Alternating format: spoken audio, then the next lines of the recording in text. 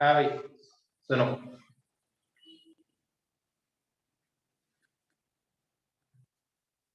heading to center of mass of continuous objects. Center of mass of continuous objects.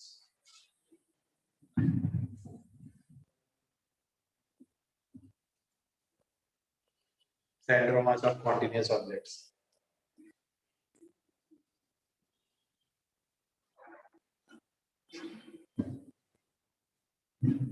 Sunday के syllabus का test, Sunday की test का जो syllabus है वो है वर्क पावर एनर्जी। ठीक है, देखो सेंटर ऑफ मास है, मैंने तुम्हें फार्मूला लिखाया था सेंटर ऑफ मास का, जैसे x कोऑर्डिनेट और सेंटर ऑफ मास का x into dm upon dm का इंटीग्रेशन है ना, ऐसे y कोऑर्डिनेट और सेंटर ऑफ मास का y into g upon dm का इंटीग्रेशन। तो जैसे मैं बोल रही हूँ रॉड का सेंटर ऑफ मास का है वेरी ओरिजिन है, ये एक्सिस m मास है, लेंथ l, तो यहाँ से x डिस्टेंस है, तो थोड़ा सा और तो कितना चलोगे dx, इस पोर्शन का मास कितना होगा, इस पोर्शन का मास कितना होगा, मास पर length unit length into dx करो, ये dm आ जाएगा। ये बात समझ में आ गई सबको? नहीं ये बात समझ, पिछले लेक्चर में भी यही पढ़ाया था, तो तू कर पे बारिश से तो लेक्चर भी नहीं देखा।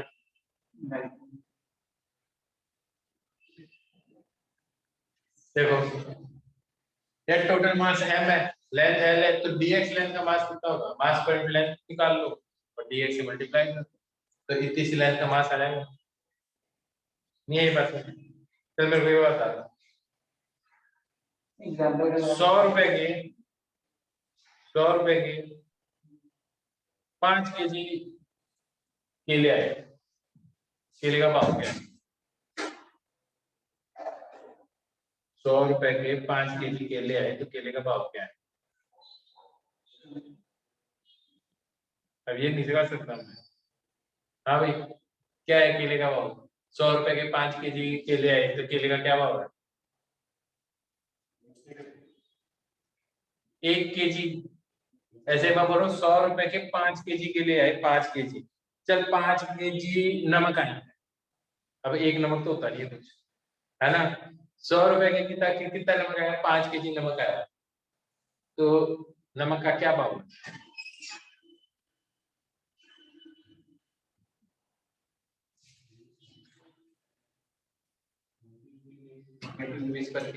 तो 2 केजी नमक कितने का है? 40 रुपीज। आधा केजी पाव 250 ग्राम पाव होता है ना? इससे तुम्हें एक चीज और आइडिया लग जाएगा, पौवा, एक्चुअली पौवा पता क्या होता है, 250 ml की होता है, क्वार्टर। देखा, ये देखो कितनी जल्दी समझ में आ रहा है, ठीक है। लेकिन एक्चुअली में तुम्हें बता ना, जो नींबू पड़ी है ना इसी कारण पड़ी है, ठीक है। तो अब समझ में आ गया, ठीक है। चलो ये बात, ये नाम सुना 3 पाव, क्या होता है 3 पाव? और क्या है, 1 पाव 250, तो 2 पाव 500 और 3 पाव, एकदम सिंपल है, आया ना? बात समझ में आई है नहीं? पक्का, ठीक है। अगर मैं और बताओ तो ये लॉजिक समझ में नहीं था, तो इसमें भी तो ये लॉजिक है यार, टोटल मास m है, लेंथ l है, तो मास पर लेंथ आ गया m/l, आया ना? तो dx लेंथ का क्या मास आएगा, मास पर लेंथ इनटू dx लेंथ से मल्टीप्लाई कर दे। अब लॉजिक आ गया समझ? पक्का, फॉर्मूला ये ना, ये वाला, ये जो dm मास है इसका सेंटर ऑफ मास क्या है, जो पॉइंट मास की तरफ बिहेव करेगा, तो इसका सेंटर ऑफ मास तो यही है,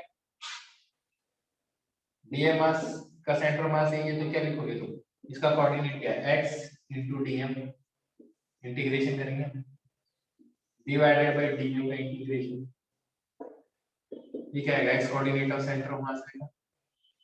हाँ यार, हमें भी बताओ डीएफ की थी, मैं ये चीज लिख सकता हूँ, ये सारी क्या है, बोलो भाई।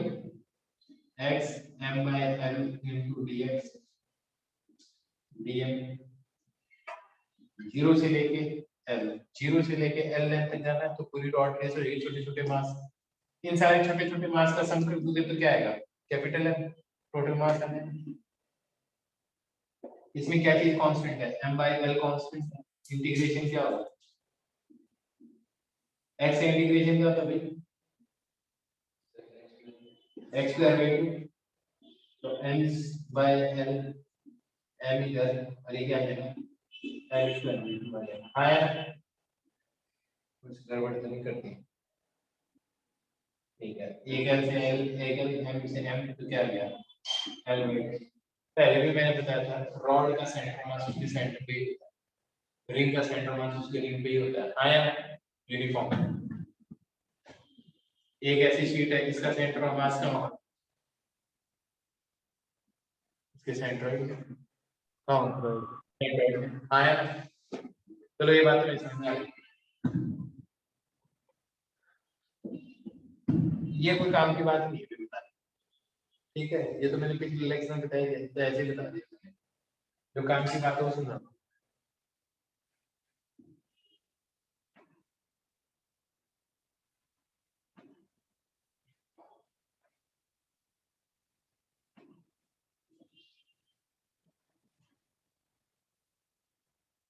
ये एक रॉड है 3 kg की, ये रॉड है 2 kg की, ये रॉड है 5 kg। इसके कोऑर्डिनेट है 0,0, इसके कोऑर्डिनेट है 4,0, इसके कोऑर्डिनेट है 2,5। इस सिस्टम का सेंटर ऑफ मास की लोकेशन निकाल के बताओ, इस सिस्टम के सेंटर ऑफ मास की लोकेशन फॉर्मूला बता दो, m1 x1 plus m2 x2 आया है, याद है ना, divided by m1 plus m2 m1, ये क्या आ जाएगा, x कोऑर्डिनेट का सेंटर ऑफ मास, ऐसे y कोऑर्डिनेट का सेंटर ऑफ मास आ जाता है, देख लो।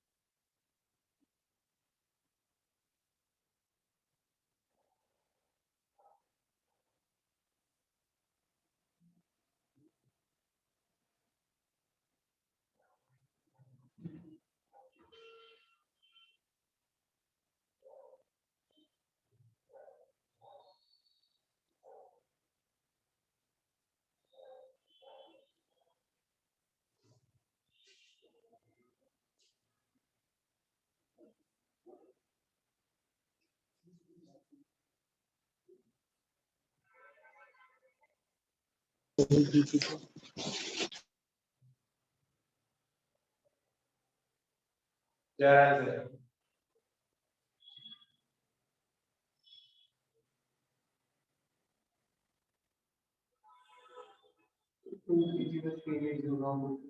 पड़ा है।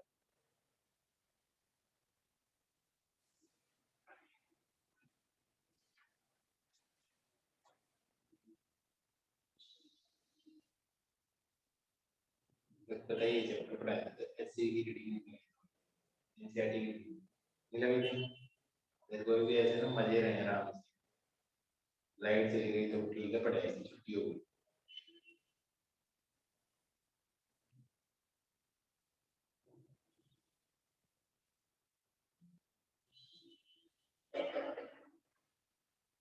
अभी क्या आंसर है, सेंट्रोइड निकालना है तुमने, मैं क्या पूछ रहा हूँ, सेंट्रोइड ही निकाला है ना, गलत है। वो यूनिफॉर्म मास डिस्ट्रीब्यूशन है, यहाँ पे तो 3 रॉड है, वो ट्रायंगुलर प्लेट के लिए था आया। अब प्रॉब्लम ये है, तुम ये फॉर्मूला लगा तो दो, लेकिन है क्या यहाँ पे, ये जो x1 क्या है, ये m1 मास का सेंटर ऑफ मास है, x2 क्या है, m2 मास का सेंटर मास है तो ये डिस्क्रीट, तो इसका सेंटर मास कहाँ पे आएगा भाई, इस रॉड के सेंटर पे, इस रॉड का सेंटर क्या आएगा, 1.2 डिवाइड बाय 2 आया, तो ये कितना आ जाएगा 1, this plus this divide by 2 ये कितना आ जाएगा 2.5 आया ना, 5/2, इसका सेंटर मास क्या आएगा 5 के लिए, plus x1 plus x2 divide, यार देखो या तो म्यूट करो मत, तुम करना है तो कुछ बोल दो, ठीक है ना, वरना मैं परमानेंटली म्यूट कर दूंगा तुम्हें। हाँ 2 0, इसका सेंटर मास का क्या कोऑर्डिनेट आएगा 3, इस प्लस डिवाइड बाय 1, और इसका 5/2 आया ना, अगर हमने निकालना है x कोऑर्डिनेट का सेंटर ऑफ मास तो क्या आएगा 2 into 1, इसका मास रॉड का इंटू इस रॉड का सेंटर ऑफ मास का कोऑर्डिनेट x, तो कितना आ जाएगा, ये लिखा ना m into x1, तो ये कितना आ जाएगा 2 into 1, ये क्या आएगा 5 into 2, ये कितना आएगा डिवाइडेड बाय टोटल मास कितना है 5, 3 2 5 5 5 10, कितना आ गया सर, x कोऑर्डिनेट और सेंटर ऑफ मास क्या आ गया 10 9,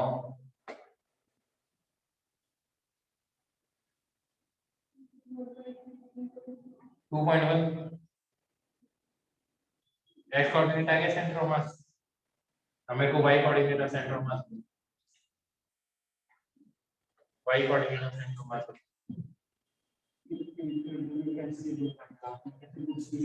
ये फॉर्मूला होता है m1 x2 m2 x2 m3 आया डिवाइड बाय 2,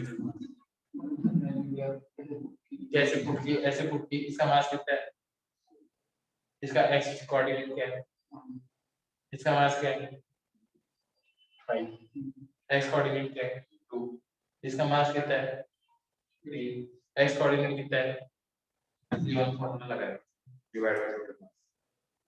अब ऐसे y कोऑर्डिनेट और सेंटर मास क्या है 2 into 5/2, क्या जाएगा 5, 1.25, अरे हुआ बहुत बढ़िया, क्या आएगा 7.5 आएगा, अरे 15 डिवाइडेड बाय 2 7.5, टोटल मास कितना है 10, ये कितना आएगा 12.5 आएगा, 12.5 डिवाइडेड बाय 2, तो क्या आ जाएगा 1.25 आएगा, कोऑर्डिनेट ऑफ सेंटर मास क्या आ गया 2, 1, 1.25।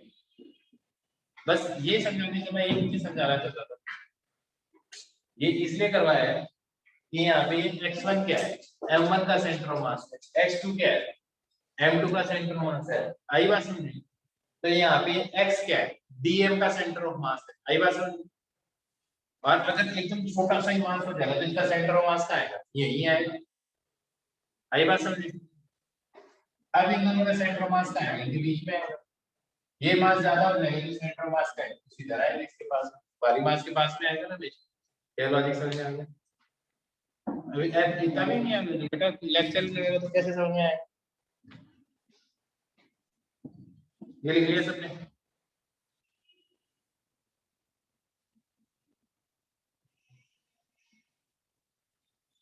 इसका एक कोऑर्डिनेट क्या है, इससे है आई समझ में आई बात, 5 3 या 15 15/2 7.5 आ रहा है 7.5, 5 into 0 इसका y कोऑर्डिनेट 0 है, 2 into 5/2 ये 5 आ रहा है डिवाइड बाय टोटल मास,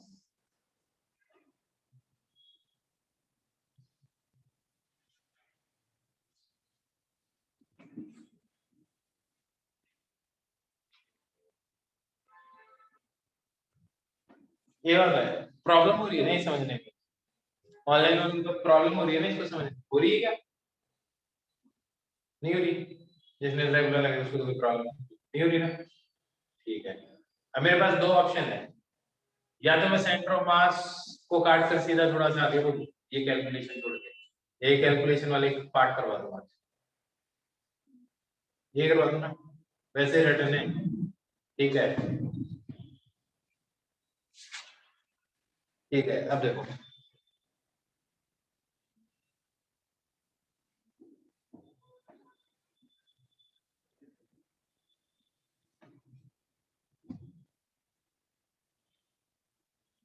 अगर मैं एक ये हाफ रिंग है, इसका सेंटर मास निकालना था, मास इसका m और रेडियस इसकी r, इसका सेंटर मास निकालना, तो मेरे को ये बताओ सेंटर मास इस एक्सिस पे लाई करना चाहिए, इस एक्सिस पे, सिमेट्रिक एक्सिस है तो सेंटर मास इस लाइन पे रहना चाहिए। तो अगर मैं इसको ओरिजिन मान 0,0 तो सेंटर ऑफ मास का x कोऑर्डिनेट क्या आएगा, 0, क्यों, तो इसी लाइन पे रहना चाहिए।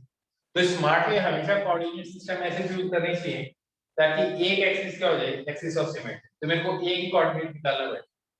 अब मेरे को बताओ सेंटर ऑफ मास इस एक्सिस के नीचे होना चाहिए, इसके ऊपर होना चाहिए, इस रिंग का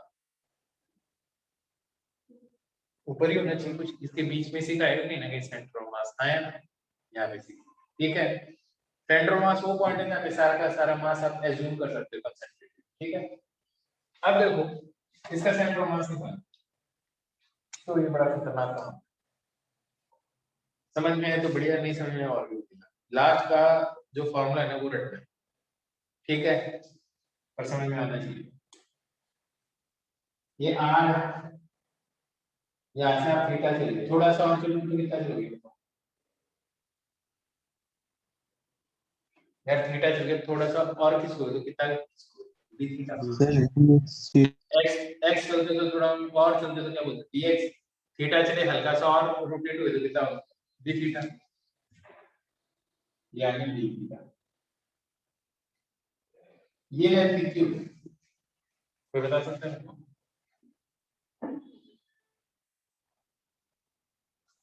चलो इस लेंथ को मैं मान लेता हूं dx, ये dx को r और थीटा के टर्म्स में लिख सकते हो, सुना है theta equal to r upon radius,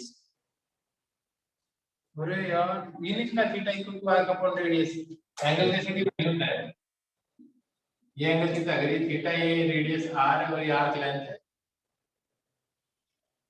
ये नहीं देखा तुमने,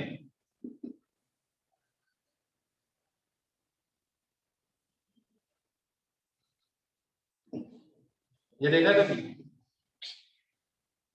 देखा है, तो बस वही दोनों ही होते हैं। अभी यहाँ पे थीटा कितना है, डी थीटा, आर लेंथ कितनी है, डीएक्स और रेडियस कितनी है, आर, तो आर लेंथ किसके बराबर होगी, आर इंटू डी थीटा। अब आगे बात समझो, तो मैं डीएक्स हटा दूंगा, मैं सीधा लिखता हूँ ये लेंथ कितनी है बताओ, आर डी थीटा है, पक्का, हाँ यार, चलो ये बताओ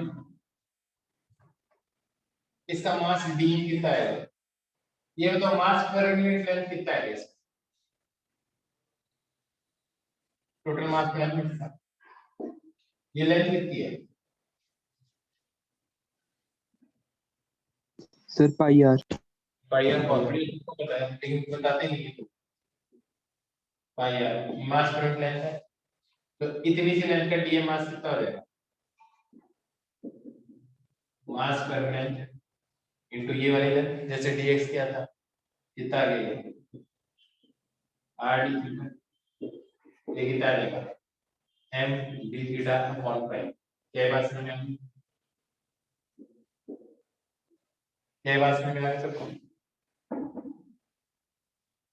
ये बात समझ में आ गई, हाँ उधर अभी ऑनलाइन समझ में, हाँ लोग ऐसे कब मार रहे हैं ऑफलाइन में बढ़िया समझ में आता है, हाँ बोलो समझ में आ गई बात, क्या बात समझ में आई? चलो मैं सीधा बताऊं, डायरेक्ट। चलो ये बात बताओ,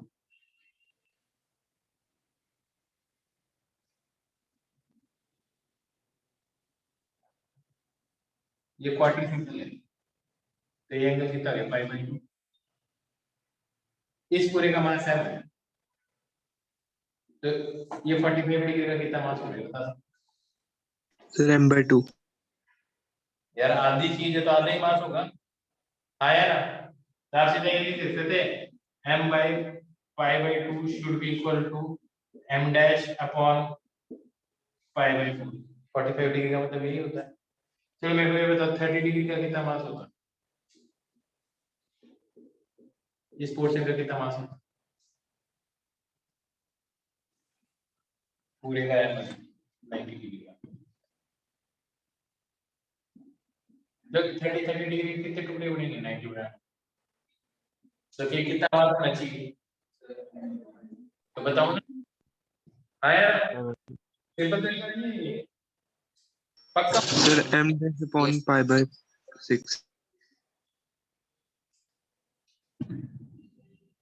अगर मान लो ये एंगल 60 डिग्री हो जाए, अब बताओ इसका मास कितना होगा, अगर इस पूरे का मास है।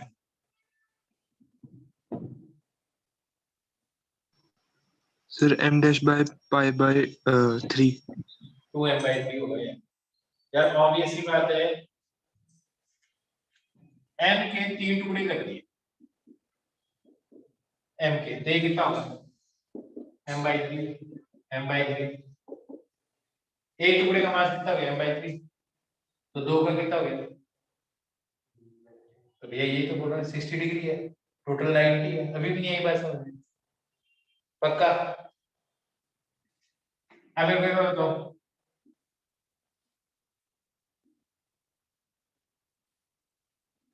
9 डिग्री है, इसका मास कितना होगा, m/10। अब इस बार बात समझ में आया ना, कितना मास होगा, क्या किया तुम, इस टोटल मास को 90 डिग्री से डिवाइड कर दिया और फिर इस एंगल से मल्टीप्लाई कर दिया, तो इतने से पार्ट का मास आ गया ना। यहाँ पे ऐसे फिगर भी बताया, ठीक है, मैं डायरेक्ट कर देता हूँ। मेरे को ये बात बताओ, ये टोटल मास m और ये एंगल कितना है, वैसे बताओ रेडियन में, पाई, तो m अपॉन पाई। इस कितने से एंगल का क्या मास होगा, इस कितने से एंगल के कॉरेस्पॉन्डिंग इसका मास कितना होगा, ये कैसे मतलब ये कर रहे थे, ये क्या आ रहा है, dm आ गया है, पूरा नाम ले जाओ, अब ठीक है, पक्का। ये एग्जांपल सॉल्व करते हैं, चलिए बता, r रेडियस ए पूरी रिंग है, m मास है, क्वार्टर रिंग का कितना मास होगा,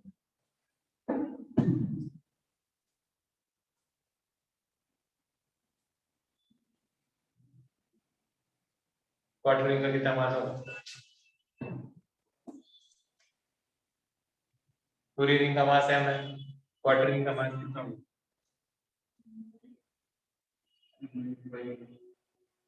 क्या इसमें पाई का लेना, क्या लेना है भैया, पूरी रिंग का मास m है, 1/4 रिंग का मास क्या होगा, m/4 होगा, ये m/2 पाई कहां से आया, देखो देखो कई बार ऐसे महसूस होता है कि 8 से जितने लेवल में आ गए, होता है महसूस, नहीं हो रहा है अभी भी? यार इसमें पढ़ने की क्या बात है, एक लकड़ी है भैया 5 मीटर की है, उसका मास है 5 kg, तो 1 मीटर लंबी इसका एक टुकड़ा कर दो तो कितना मास हो जाएगा उसका, 0.5, 2.5। एक लकड़ी है 5 मीटर की, 5 kg की, तो 1 मीटर का मास कितना होगा, 1। इतना सोच के जवाब दे रहे हो तुम। चलो एक लकड़ी है 20 मीटर की, उसका मास है 20 केजी, तो 1 मीटर का कितना मास होगा? 1। कैसे बना, कैसे सॉल्व किया बताओ? अब इसको सॉल्व करने की जरूरत नहीं है, अपने आप पता चल जाता है। आया पक्का? तो यहाँ पे भी तो यही करना है हमने।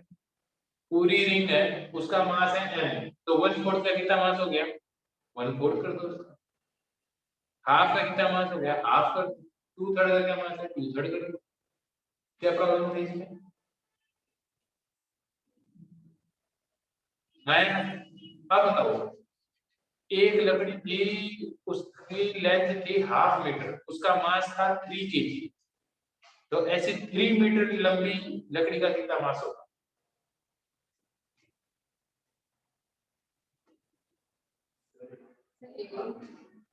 बिल्कुल, 1/2 मीटर की लकड़ी का मास है 3 केजी, तो 3 मीटर का कितना मास होगा? 8। 18 कैसे पता चला? हाफ आपके 3 मीटर के अंदर कितने टुकड़े हुए? 6। ये बात समझे? ये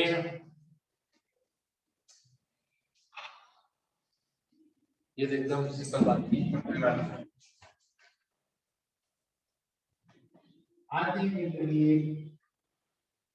1/2 मीटर लंबी लकड़ी उसका मास है 3 केजी।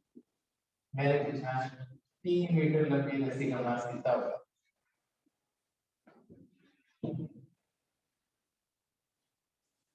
तो ये बात, 3 मीटर लकड़ी बनाने के लिए आधे आधे मीटर की कितनी लकड़ी चाहिए? एक लकड़ी का मास कितना है? 3 आधे मीटर की, तो ऐसे 6 लकड़ी का मास कितना हो जाएगा? 10 आते यूनिटरी में आया। कैसे कैसे चीजें पढ़ानी पड़ती। चलो ये बात बताओ, 5 केजी एप्पल आए 120 रुपए के, बिना पेन चलाए। 5 केजी एप्पल आए 120 रुपए, 3 केजी एप्पल कितने रुपए के आएंगे?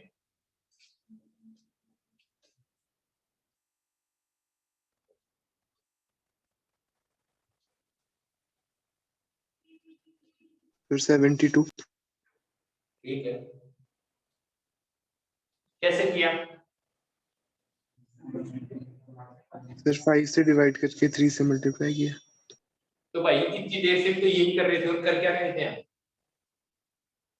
यस आया? सर, आ रहा था सर।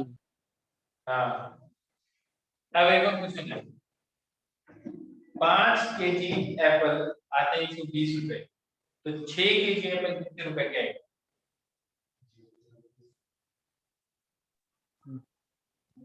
सर 84।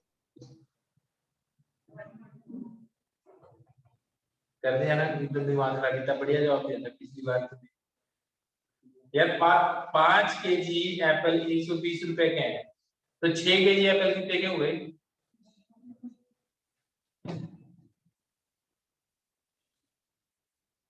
अभी भी तो भाई यही क्यों करेगा, डिवाइड कर देगा 30 को, 1 तो 30 को किससे डिवाइड कर देगा? 5 से मल्टीप्लाई किससे करेगा? 6 से।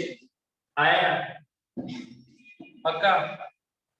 1 तो ज्यादा भी तो हो सकता है, ऐसे थोड़ी कि 5 केजी के 120 आएंगे तो इसका मतलब हम 5 केजी से ज्यादा खरीद ही नहीं सकते। 6 केजी खरीद लो, 7 केजी खरीद लो। आया?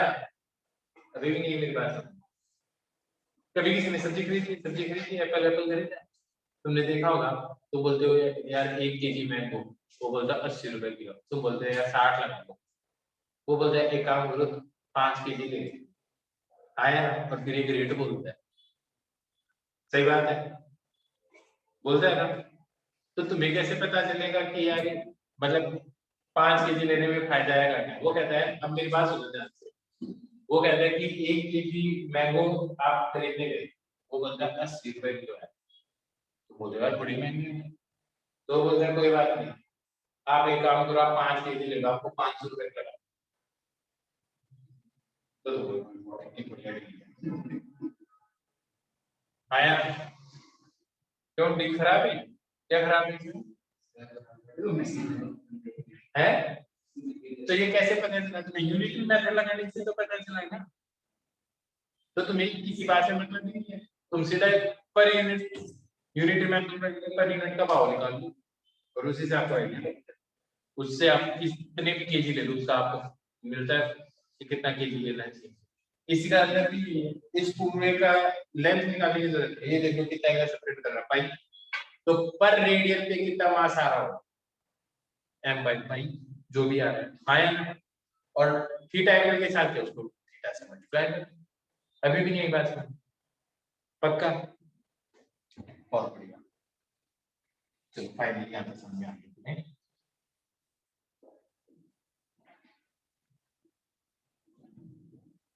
तो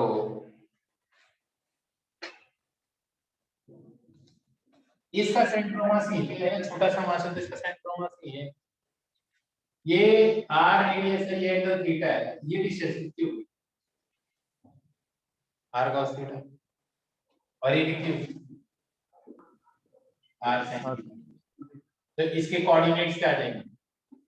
x कोऑर्डिनेट क्या है r cos थीटा, और y कोऑर्डिनेट क्या है r sin थीटा। है यार, इस पूरी रिंग का x coordinate of centre of मास तो क्या है? 0 है, वो तो तुमने पहले ही बता दिया, इसी एक्सिस पे लाई करना है, y निकालना है।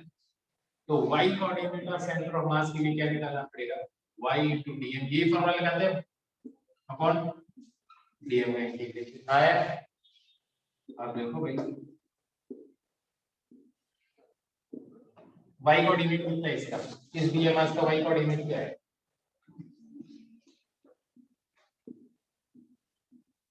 r sin theta.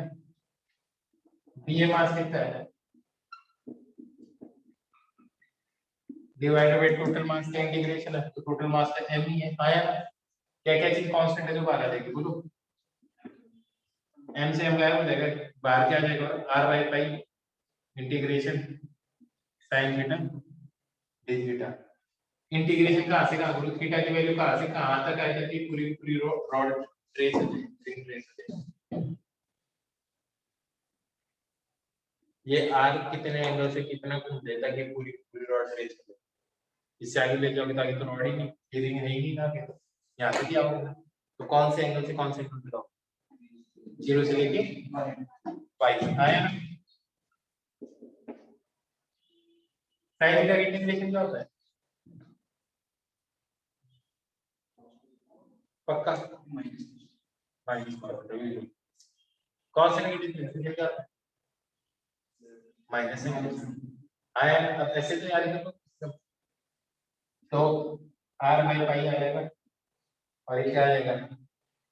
इंटीग्रेशन कर दो, क्या आ जाएगा? माइनस cos थीटा 0 से लेके पाई r/पाई। cos पाई की वैल्यू क्या होती है?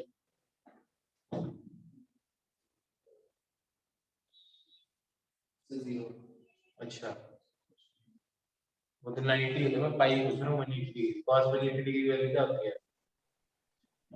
-1 नेगेटिव कितनी? 1 -1। हाँ यार, माइनस आप ऐसे ही लिखोगे इसको सॉल्व करने की, माइनस cos पाई ऐसे ही लिखोगे, minus cos 0 minus minus cos 0 ऐसे करोगे सॉल्व। आया? cos पाई की वैल्यू -1, माइनस माइनस क्या हो जाएगा? ये आ गया प्लस 1। cos 0 की वैल्यू 1, माइनस माइनस फिर से क्या हो जाएगा? +1। ये क्या आ जाएगा इसमें? y coordinate of centre of मास क्या आ जाएगा देखा? 2r/पाई।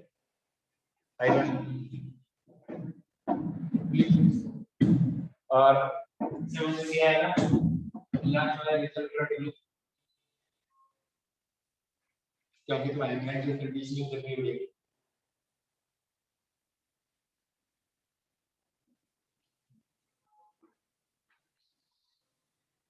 बहुत ज्यादा कैलकुलेशन है, थोड़ी सी है ना? ये का मेरा तो विजिट करनी ही पड़ेगी, ठीक है? तो ठीक है, आप लोग तो ठीक है, मतलब मैं फिर से क्लास में जब आपने क्लास होगी ना, जब हमारा कोर्स कंप्लीट हो जाएगा तो मैं इन चीजों पे थोड़े से मैथमेटिकल चीजें हैं, तो इस पे मैं जब ऑफलाइन क्लास में तो फिर से एक बार करवा दूं, है ना। हमें चीजों की बस ये मतलब होता है कि सेंटर ऑफ मास किसका कहाँ पे, डिस्क्रीट पॉइंट्स का तो सेंटर ऑफ मास निकालना ही है ना, m1 x1 m2 x2 point masses की, बस उससे काम शुरू करें। हेडिंग अच्छा लिख रहे हो, थोड़ा थोड़ा आइडिया लगा कि किया कैसे है। छोटा सा एलिमेंट लिया, उसका सेंटर ऑफ मास लिया, उसको सॉल्व कर लिया।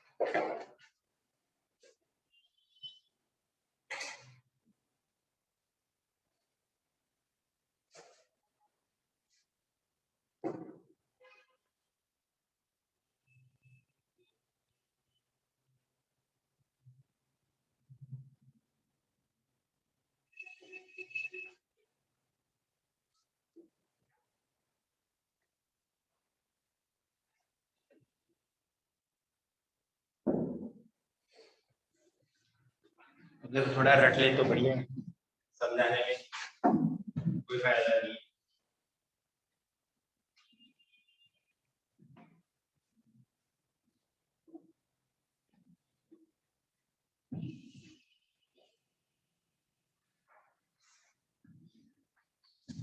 ये तो रिंग थी ना, अगर हाफ डिस्क होगी तो सेंटर ऑफ मास का होगा, ऐसे इसका भी एक फॉर्मूला होता है। मेरे को लगता नहीं कि तुम्हारा पूरी भी फॉर्मूला सीखी कैसे बनता है, ठीक है। ये बस समझिए। तो वैसे मैं बता सकता हूँ, तुमको तो बताऊंगा, एक और बता दो, ठीक है। ऐसे मान लो ये बहुत सारी ऐसी रिंग से मिलके बना, एक रिंग फिर एक और रिंग फिर एक और रिंग आया ना, तो पूरी डिस्क बन जाएगी। तो एक काम करो, यहाँ से आप आर डिस्टेंस है, इसकी रेडियस मान लो कैपिटल आर है, स्मॉल आर डिस्टेंस है, थोड़ा सा और चलोगे तो डी आर चलो, डी आर चलो कितना होगा? ये एरिया कितना होगा, ये एरिया निकाल सकते हो,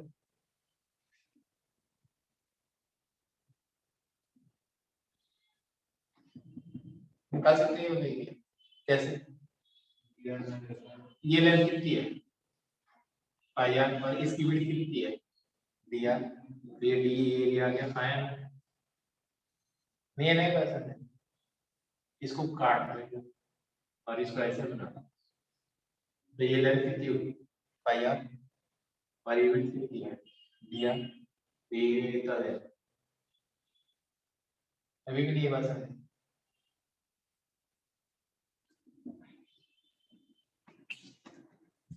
ऐसे सोचो,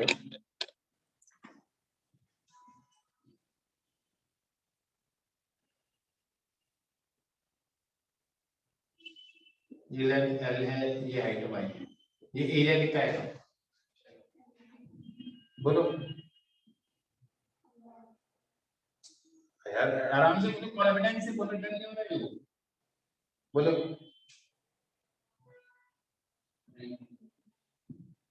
एल, एल इनटू वाई। हाँ यार, कोई डाउट किसी को? अगर मैं एक ऐसी स्ट्रिप बना देता हूँ और इसको तोड़ तोड़ के ऐसे ही एक रेक्टेंगल में अरेंज कर दो, तो ये ऐसी बनेगी जिसकी ये वाली लेंथ कितनी होगी, ये वाली लेंथ कितनी होगी, ये वाली लेंथ पाई आर होगी, और इसकी थिकनेस कितनी है डी आर, तो ये वाला एरिया क्या है, रेक्टेंगल का एरिया तो निकाला पाई आर इनटू डी आर। हाँ यार, अभी भी नहीं आया समझे, अब आगे पक्का, मैं इसीलिए अगर सॉल्व नहीं करना, अब मेरे को एक बार बताओ, इस पूरे का मास m था, कैपिटल M था, तो इतने से का मास कितना आएगा? इसका मास कितना है निकाल सकते हो? एक छोटी सी रिंग सी बनेगी ना, इसका मास कितना आएगा? टोटल मास क्या है इस पूरी रिंग? m, और ये एरिया कितना total? Pi r square by 2, आधा ही तो है ना सर्कल का, आधा आधा ही तो एरिया है सर्कल का, आया ना, into mass per unit area है, इस एरिया से मल्टीप्लाई कर दो तो डीएम मास आ जाएगा, कितना आ जाएगा? 2m upon pi r square into d A किसके बराबर है? Pi into r into d r, pi से पाई गए रूट में, डीएम किसके बराबर आ गया? 2m into r into d r upon r square. बोले आगे पास में ये नहीं, आगे ये पास इस रिंग का सेंटर ऑफ मास कुछ यहाँ पे आएगा, क्योंकि मेरे को पता है इस रिंग का सेंटर ऑफ मास यहाँ से कितना ऊपर आता है। अभी 2 मिनट पहले फॉर्मूला सिखाया था, क्या सिखाया था? वाई सेंटर ऑफ मास क्या था ये रिंग का, ये था। अब ये वाली रिंग है, तो y कोऑर्डिनेट का सेंटर ऑफ मास क्या आएगा? y into dm upon dm का इंटीग्रेशन, ये जनरल फॉर्मूला।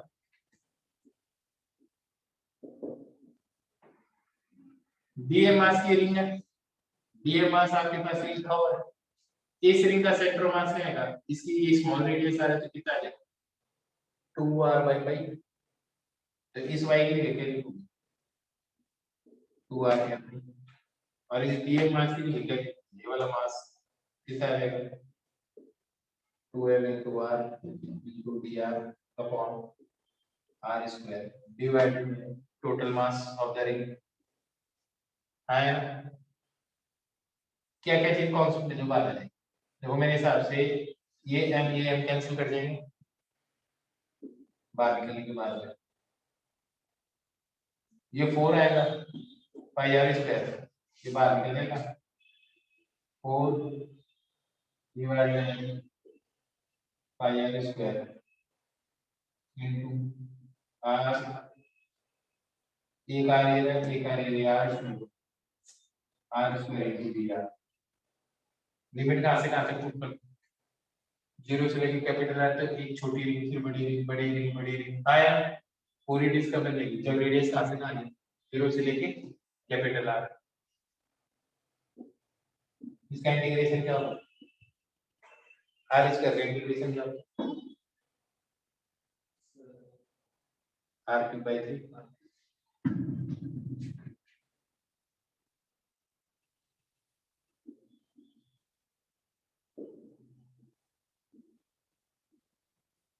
एक से ये गया तो ये क्या आ जाएगा? पूरा आ गया, ठीक है। अब मेरे को लगता है कि वहां आगे से ना तो निकलना फॉर्मूला ही होता है, इस सेंटर ऑफ मास का, ठीक है। तो लिख लो हाफ, तो इसका सेंटर ऑफ मास कितना आएगा? 4r/3। ऐसा नहीं टफ है, this is a doable thing, लोग करते हैं, हर साल करते हैं। बस इस साल एक प्रॉब्लम है, कंटिन्यूटी नहीं है आपकी बहुत अच्छी, आई बात समझ? मेरे भी तीन के साथ में कुछ ऐसे क्या है,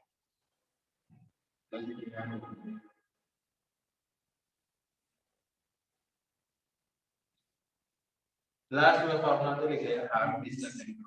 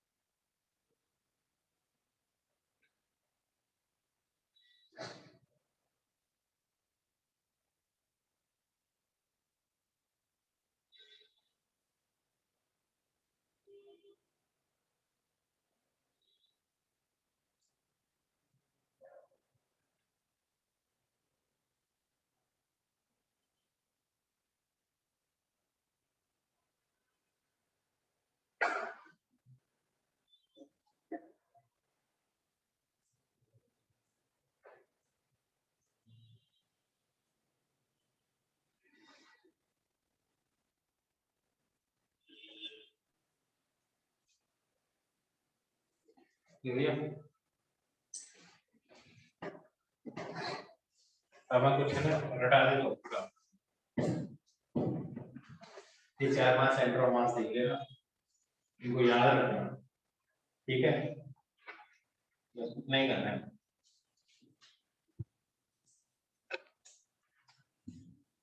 एक कोड है कोड दो टाइप का होता है एक है सॉलिड एक है हॉल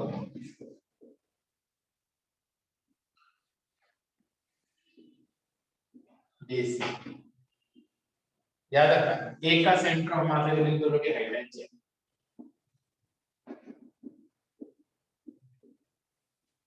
एक का सेंटर ऑफ मास होगा h/4 यहाँ से ऊपर एक का होगा h/3 इतना तो है कि एक का अभी तो कर सकते एक का h/4 एक का h/3 है प्रॉब्लम ये है कि किसका h/4 और किसका h/3 है ये कंफ्यूजन होता है ये हो जाएगा कि कौन का h/4 है h/3 अब तुम्हें देख के क्या लग रहा है कि किसका ऊपर होना चाहिए centre of mass base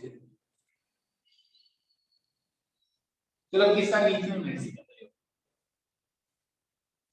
question तो सही भी कहा ठीक है किसका सेंटर ऑफ मास नीचे रहना चाहिए बेस के पास सॉलिड का क्यों ज्यादा मास नीचे की तरफ कंसंट्रेटेड है इसके अंदर आया ना सॉलिड में ज्यादा मास नीचे की तरफ कंसंट्रेटेड है ना एज कंपेयर टू दिस आया ना क्या बात समझ में तो इसका सेंटर ऑफ मास ज्यादा नीचे होना चाहिए तो इसका आंसर क्या आएगा h/4 इसका आ जाएगा और h/3 किसका आ जाएगा इसका आ जाएगा ये ठीक है तरीका याद रखना तो इसका आंसर ये और इसका आंसर ये पॉलीगोन का सेंटर ऑफ मास सॉलिड का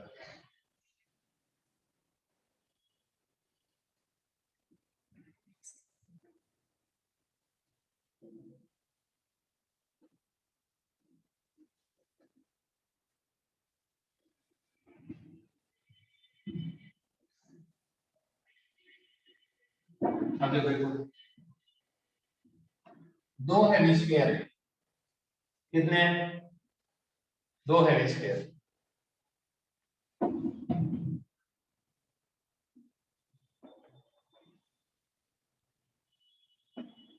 एक सॉलिड है एक hole radius r centre of mass की पोजीशन यहां से बतानी है एक का आंसर है 3r/8 एक का आंसर r/8 ठीक है ये बताओ कौन सा किसका आंसर है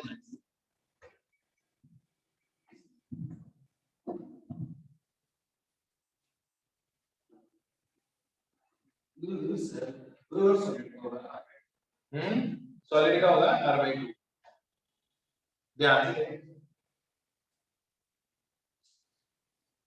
बेस के किसका सेंटर ऑफ मास किसके पास होना चाहिए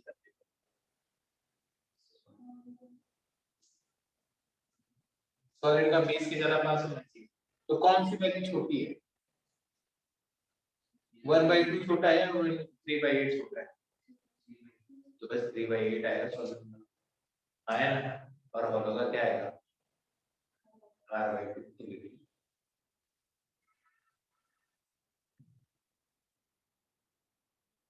तो जुगाड़ लगाना ठीक है और ऐसे करके ना ऑप्शन आएंगे ना पेपर में 4 में से 3 ऑप्शन उड़ा भी दोगे तुम इससे ये तो ही नहीं सकता ये तो ही नहीं सकता तो यही हो सकता है पर जिसे बोलते हैं ना कि ठीक है यार इसको बोलते हैं इंटेलिजेंट तरीके से गैस कर लेकिन सिर्फ उसी से काम नहीं चलता जितनी बढ़िया नॉलेज होगी ना फंडामेंटल नॉलेज जितनी बढ़िया होगी उतना जल्दी पेपर सॉल्व होता है मैं कभी भी ये नहीं सिखाऊंगा तुम्हें कि तुम्हें फंडामेंटल तरीके से आए तो ऐसे ही सॉल्व करो वो गलत है ठीक है फंडामेंटल आने चाहिए और फिर इंटेलिजेंट गैसिंग करनी चाहिए तो बहुत जबरदस्त रिजल्ट आता है ठीक है ये समझ में आया तो बताओ तुमने 6 चीजों का सेंटर ऑफ मास निकालना सिखाया आयन रिंग का डिस्क का और कोन का और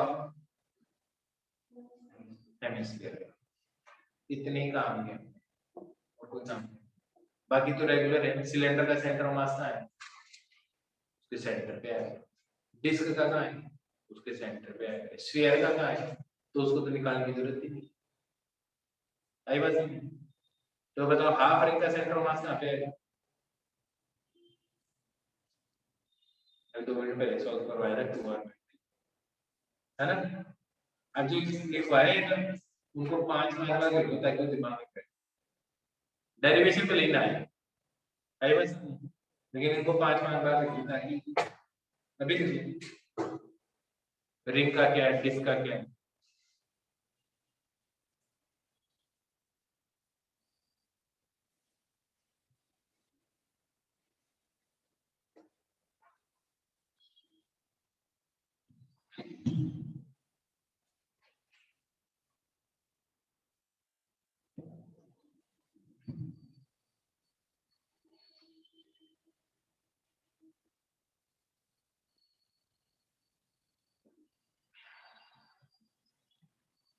नकुल अनम्यूट करके बोल बेटा, समझ में नहीं है बात क्या कह रहा था। डेरिवेशन कोई काम की नहीं, मैंने ये कह दिया तुम नो सर, सिलेबस आ गया समझ। आगे क्या। यस सर, आ गया। ओके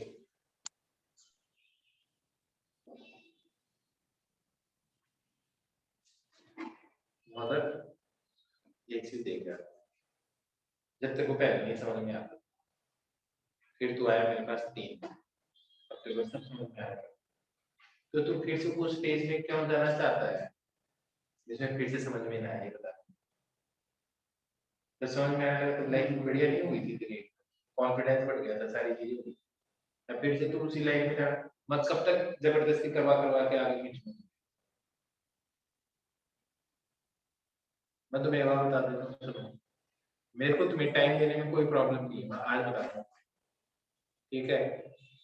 लेकिन देखो ये चीज गलत है, मैं क्लास ले रहा हूँ, तुम क्लास मिस कर रहे हो और फिर पीछे रह रहे हो, और फिर एकदम से जागते हो, फिर आते हो सर समझ में नहीं आ रहा, करो कुछ, तो सर वापस तुम्हें समझाओ। ठीक है यार, कम से कम डिसिप्लिन तो आप अपने अंदर रखो, पंक्चुअलिटी तो रखो कि क्लास मिस नहीं करनी। क्लास मिस हो गई है, कुछ ऐसा जुगाड़ बैठाओगे वो तो तुम पढ़ो, ठीक है? मेरे से पूछा कि तुम क्वेश्चन सॉल्व करते हो, वो नहीं समझ आया वो पूछो। मैंने क्लास ले ली फिर भी तुम्हें लॉजिक नहीं समझ में आया, तो मेरे से 5-5 6 6 घंटे तक लगातार बैठा के पूछ लो मेरे से, ठीक है? I would be more than happy. पर तुम एक ही एक्सरसाइज में से 5-5 बार करवाओ, उसका क्या सेंस है? तुम अपनी भी एनर्जी खराब करते हो और मेरी भी एनर्जी खराब करते हो। और मैं तो क्लियर बोल रहा हूँ, तो फिर ऐसा काम होता है ना, तो मेरा इंटरेस्ट, और जब इंटरेस्ट होता है तो पता कैसे करवाएगा, सबसे बड़ी चीज है इंटरेस्ट। तो जब तुम मेरे से क्वेश्चन पूछ देना, तुम कोई कॉन्सेप्ट पूछते जब तुम्हें समझ में नहीं आया, मेरे को बहुत बढ़िया लगा। लेकिन तुम मेरे को बोलते हो पढ़ाने के लिए,